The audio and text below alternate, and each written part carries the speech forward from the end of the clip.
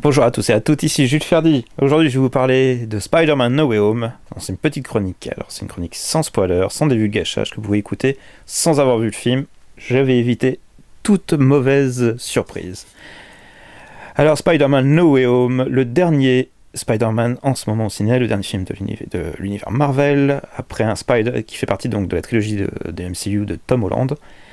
Donc après, on a eu tout d'abord Homecoming, qui était pas fou, mais qui était sympathique. On a eu Far From Home qui était un peu décevant par rapport aux promesses faites. Bah là, enfin, on a Spider-Man No Way Home, donc un Spider-Man plus complet, où on retrouve plus l'esprit de Spider-Man, on s'éloigne un peu du Spider-Man qui est trop lié aux Avengers, à Iron Man, etc. Alors on se rapproche plus du Spider-Man original, celui des comics.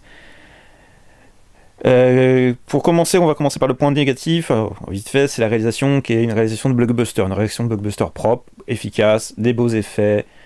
C'est lisible, mais c'est très classique. Ça manque de plans de cinéma. Par un moment vraiment, enfin, on va dire 3 moments qui sont vraiment iconiques. Ça manque de ça. Ça manque du plan iconique. Ça manque du plan de réalisateur. Ça manque du plan de cinéma, même si je sais pas le terme cinéma.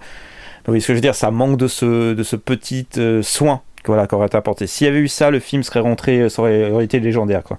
On est loin du talent de Sam Raimi, par exemple. John Watts, le réalisateur, est pas fou, quoi. C'est pas... il fait le cahier des charges, voilà. C'est le seul point positif. C'est le seul point négatif, je veux dire, c'est voilà, ce petit truc-là. Sinon, le film est vraiment bien.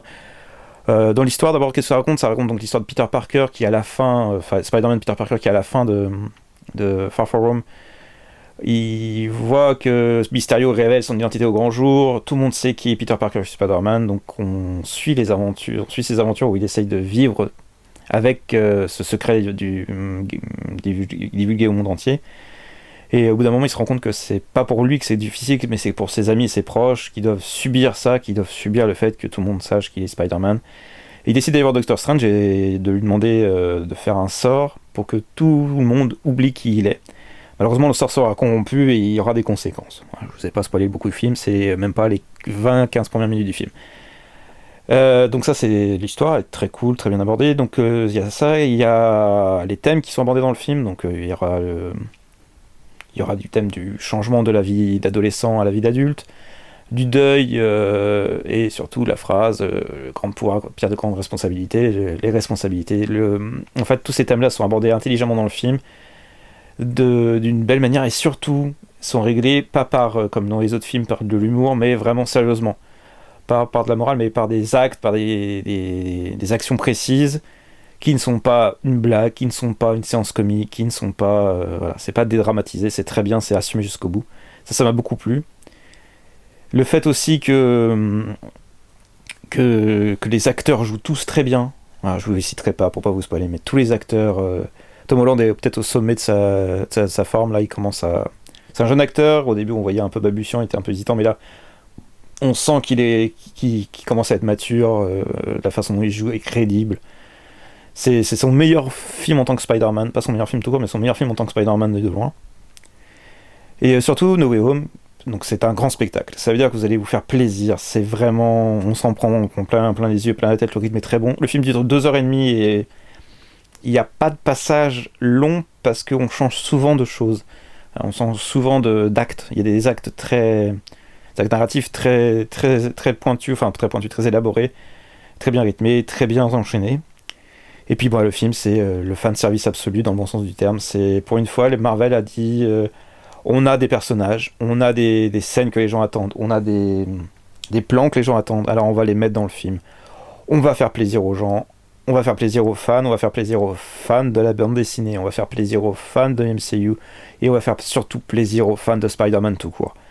On retrouve des éléments de la pop culture, on retrouve des éléments des comics, des films, en fait on se fait plaisir, le film déborde, et ultra généreux, mais vraiment généreux, et c'est très très bien. Et voilà, ça fait du bien, parce que à des moments, moi j'avais vu les séries, genre WandaVision, où ils allaient pas jusqu'au bout de leurs idées, et là ils y vont vraiment à fond.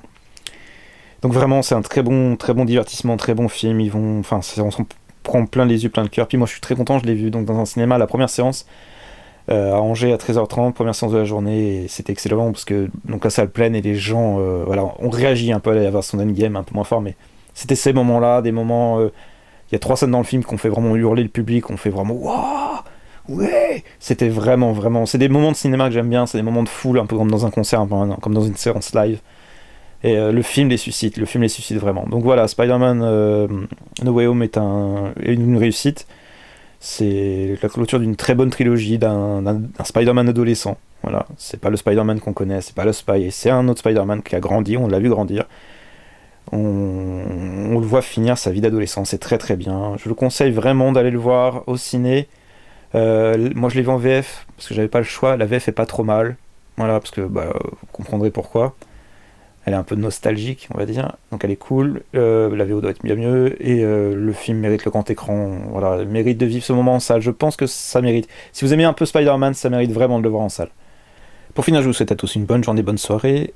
Quand vous aurez vu le film, vous pourrez regarder ma chronique un petit peu plus longue, avec full spoil, full divulgachage, où je vous dis moi un peu plus mon ressenti final. Allez, à bientôt.